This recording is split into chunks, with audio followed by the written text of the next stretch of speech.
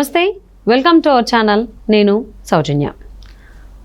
June 4వ తారీఖున యావత్ ప్రపంచం కూడా, ఈవెన్ దేశంతో పాటు ప్రపంచం మొత్తం కూడా ఆంధ్రప్రదేశ్ వైపే చూస్తోంది, ఆంధ్రప్రదేశ్ ఎన్నికల రిజల్ట్స్ వైపే చూస్తోంది అని చెప్పేసి అంటూ ఉన్నారు. అంతేకాకుండా జగన్మోహన్ రెడ్డి కూడా అదే మాటని ఏకీభవిస్తున్నారు. సో దీని వెనకాల ఇద్దరు స్వామీజీలు ఉన్నారు, వాళ్ళు చెప్పిన మాటే జగన్మోహన్ రెడ్డి చెప్తున్నారు అనేటువంటి టాక్ వినిపిస్తోంది. ఇది ఎంతవరకు వాస్తవం? ఇందుకు ఎవరా ఇద్దరు స్వామీజీలు? ఎంసరికి సంబంధించి మనతో మాట్లాడడానికి, వారి విశ్లేషణని మనతో పంచుకోవడానికి ఈరోజు మనతో పాటు ఉన్నారు senior journalist, senior political analyst CS Rao గారు ఉన్నారు. వారితో మాట్లాడదాం. నమస్తే రావు గారు. జగన్మోహన్ రెడ్డి ప్రతిసారి ఒక మాట అంటారు, అంతా దేవుడి స్క్రిప్ట్, ఆయన చెప్పినట్టు అవుతుంది అని చెప్పేసి. అంటే జూన్ 4వ తారీఖున రిజల్ట్స్ ఉన్నాయి ఏపీ ఎన్నికలకు సంబంధించి. ఆ రోజున దేశంతో పాటుగా ప్రపంచం మొత్తం కూడా ఏపీ వైపే చూస్తోంది. రిజల్ట్స్ ఆ విధంగా ఉండబోతున్నాయి, నేను గెలవబోతున్నాను అనేటువంటి కామెంట్స్ చేస్తున్నారు జగన్మోహన్ రెడ్డి. అలా కామెంట్స్ చేయడానికి ఆయన వెనకాల అంటే ఆయన చెప్పింది ఏంటి అంటే, ఇద్దరు స్వామీజీలు ఉన్నారు, ఆయన చెప్పిన ప్రకారమే జగన్మోహన్ రెడ్డి మాట్లాడుతున్నారు అనేటువంటి కథనాలు వినిపిస్తున్నాయి. ఇది ఎంతవరకు వాస్తవం? ఇందుకు ఎవరో ఇద్దరు స్వామీజీలు అంటారు? ఒకటి, జగన్మోహన్ రెడ్డి ఏకోజావన ఆయనకి ఏదో అర్ధరాత్రి పూటను ఏకోజావనం సంథింగ్ ఆయనతో ఒక ఆత్మలు మాట్లాడతాయట అని చెప్పి ఒక ఐఏఎస్ ఆఫీసర్ చెప్పినట్టు ఆ మధ్య ఆంధ్రజ్యోతిలో ఒక కథనం వచ్చింది. అలాగే దేవుడి స్క్రిప్ట్ అంటుంటాడు జగన్మోహన్ రెడ్డి ఎప్పుడు కూడా. ఏంటి ఆ దేవుడి స్క్రిప్ట్? ఆ దేవుడు అంటే ఆయన చెప్తున్నటువంటి ఆత్మల, లేదంటే ఇద్దరు స్వామీజీలు ఆయనకి ఏదో చెప్తున్నారు, ఆ ఇద్దరు స్వామీజీలు ఏది చెప్తే అది జరుగుతుందని చెప్పి ఆయన భావిస్తున్నారు. ఇప్పటి వరకు ఆయన ఒక ఇల్లుస్ట్రేషన్లోకి వెళ్ళిపోయారు, ఆ ఇల్లుస్ట్రేషన్లో నుంచి బయటకు రావట్లేదని. ఇప్పుడు ఏదో సినిమాలో బ్రహ్మానందం రోల్ ఉంటుంది, మొత్తం అది జూనియర్ ఎన్టీఆర్ సినిమా అనుకుంటుంది. బ్రహ్మానందు ఒక ఇల్లుస్ట్రేషన్లోకి వెళ్తాడు, ఇల్లుస్ట్రేషన్లోకి వెళ్ళి మొత్తం అతనే హీరోలాగా సినిమాలు తీసినట్టే ఉంటుంది ఆ సీను ఒకటి. అలాగే ఈ స్వామీజీలు సంబంధించి ఏదైనా ఆ ఆధ్యాత్మికం అనేది లోపలికి ఒకసారి తీసుకెళ్తే కనుక అది భయంకరంగా ఉంటుందని చెప్పి అంటారు. అది మూఢనమ్మకంగా చూడకుండా అది ఒక విజ్ఞానమైనటువంటి శాస్త్రంగా చూస్తే బాగానే ఉంటుంది. దాన్ని ఒక మూఢనమ్మకంగా తీసుకుంటే మాత్రం ఆ ఇల్లుస్ట్రేషన్లోకి వెళ్ళిపోయినటువంటి వాళ్ళని మళ్ళీ బయటికి తీసుకురాలేం. సో అలాగే ఇప్పుడు ఆ ఇద్దరు స్వామీజీలు ఎవరైతే ఉన్నారో వాళ్ళు చెప్పింది జగన్మోహన్ రెడ్డి నమ్ముతున్నారు. అందుకే వాళ్ళిద్దరు చెప్పిన దాన్ని దేవుడి స్క్రిప్ట్ అని చెప్పి చెబుతున్నాడు ఆయన అని చెప్పి వైఎస్ఆర్ కాంగ్రెస్ పార్టీలోనే చర్చ జరుగుతుంది. ఎందుకు ఆ ఇద్దరు ఎవరు అసలు? ఆయన వాళ్ళిద్దరు చెప్పిన గ్రహచారాల ప్రకారం, గ్రహాల గమనం ప్రకారం ఈయన గజేంద్ర మోక్షమా, గజకేసరి యోగం ఏదో నడుస్తుంది జగన్మోహన్ రెడ్డికి. కాబట్టి జనాలు ఓట్లు వేసినా ఏగిపోయినా జగన్మోహన్ రెడ్డే ముఖ్యమంత్రి 2029 దాకా, 2029 తర్వాత జూనియర్ ఎన్టీఆర్ ముఖ్యమంత్రి అవుతారని ఒక ఆయన చెప్పారు.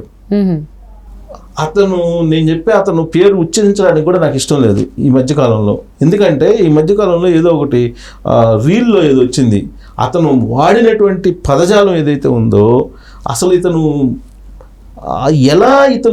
అసలు పూజలు ఎన్ని ఎలా చేస్తున్నాడు, అసలు ఇతను ఒక రకంగా బ్రాహ్మణులు అంటే భూలోక దేవతలు అంటారు జనరల్గా.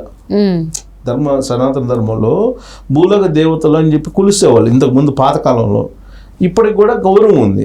కానీ ఇతను మాట్లాడినటువంటి మాటలు కనుక వింటే ఆ రీల్లో ఇతని గురించి మనం మాట్లాడటం, ఇంకా అసలు ఇతని పేరు ఎక్కడ చెప్పకూడదు అనిపించింది నాకు. ఇతని పేరు అనేది ఉచ్చరించకూడదు అనిపించింది. అతను పక్క బిజినెస్, జస్ట్ ఎవరినైతే మోసం చేయాలో వాళ్ళని పట్టేసుకుంటాడు.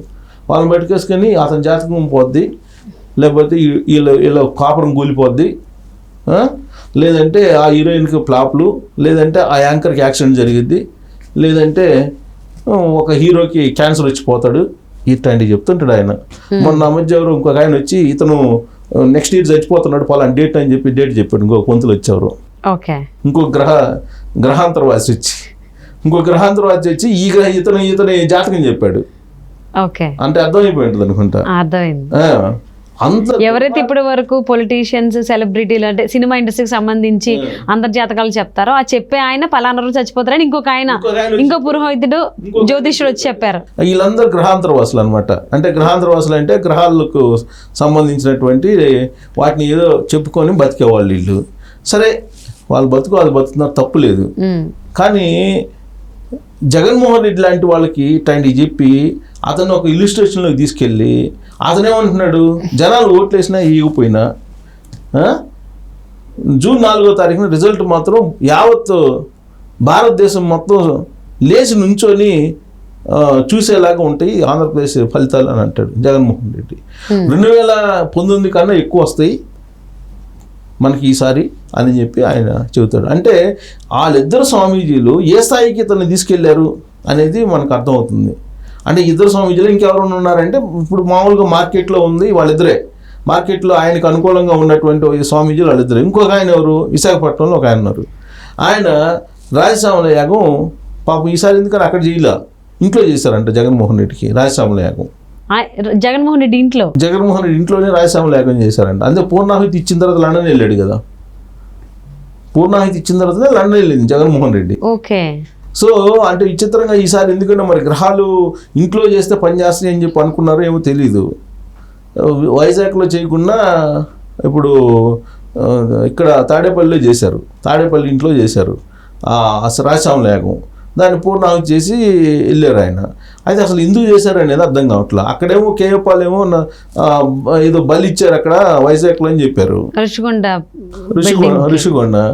వైజాగ్లో ప్రమాణ స్వీకారం చేస్తారు అని చెప్పారంటే ఎవరు 2024 మళ్ళీ వైజాగ్లో ప్రమాణ స్వీకారం చేస్తారు జగన్మోహన్ రెడ్డి.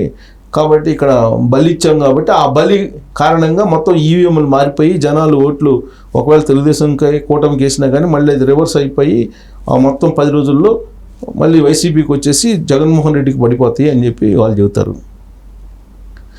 అంటే వీళ్ళిద్దరు మాటిని జగన్మోహన్ రెడ్డి అతను ఒక ట్రాన్స్లో ఉండిపోయారేమో అనిపిస్తుంది ఒక్కోసారి. అంటే ధర్మాలు ఇప్పుడు జ్యోతిష్యం అనేది ఒక శాస్త్రం, అది మాకు ఆయన చెప్తారు. గరికపాటి గారు చాలా గౌరవం ఆయన అంటే. గరికపాటి గారు చెప్తారు, ప్రతిరోజు మీ జాతకం కృతికా నక్షత్రం ఎలా ఉంటుంది, లేకపోతే కన్యారాశి ఎలా ఉంటుంది, ఇవన్నీ చెప్తుంటారంట. దినఫలాలు రాసి ఉంటాయంట. ఆయన ఛాలెంజ్ కాశాడు, పోయిన సంవత్సరం ఇదే రోజు ఇదే ఉంటుంది, మళ్ళీ ఇదే ఉంటుంది, చూసుకొని మీరు కావాలంటే మీరు దినఫలాలు చూసుకొని మోసపోమాకండి, ఈ స్వామిలు చెప్పేది ఏది నమ్మకండి అని చెప్తుంటాడు ఆయన. అంటే ప్రజల్ని ఎంత మభ్యపెడుతున్నారో, ఎంత మోసం చేస్తున్నారో. అలాగే జగన్మోహన్ రెడ్డిని కూడా వాళ్ళిద్దరూ ఆ విధంగా ట్రాన్స్లోకి తీసుకెళ్లారు. నాకు బ్రహ్మానందం సినిమా గుర్తొస్తుంది, నిజంగా బ్రహ్మానందం క్యారెక్టర్ గుర్తొస్తుంది. ఎన్టీఆర్ ఉంటారు దాంట్లో. సో 24వ తారీఖున బ్రహ్మానందం క్యారెక్టర్ బయటకు వస్తుంది జగన్మోహన్ రెడ్డిది. జూన్ 4వ తారీఖున జూన్ 4వ తారీఖున బహుశా ఆ క్యారెక్టర్ బయటకు వస్తే కానీ అసలు విషయాలు తెలియవు. అప్పుడు ఈ స్వామీజీలు ఇద్దరికి తగదేమి, ఈ స్వామీజీలు ఇద్దరికి రివర్స్ ఉంటుంది. జగన్మోహన్ రెడ్డి ఎప్పుడు దేవుడి స్క్రిప్ట్ అంటారు ప్రతి దానికి సంబంధించి. మరి దేవుడి స్క్రిప్ట్ జూన్ 4న ఏం చెప్తుంది అనేది చూద్దాం. ఆ స్వామీజీ చెప్పినట్టు అవుతుందా లేకపోతే దేవుడి స్క్రిప్టే అవుతుందా అనేది.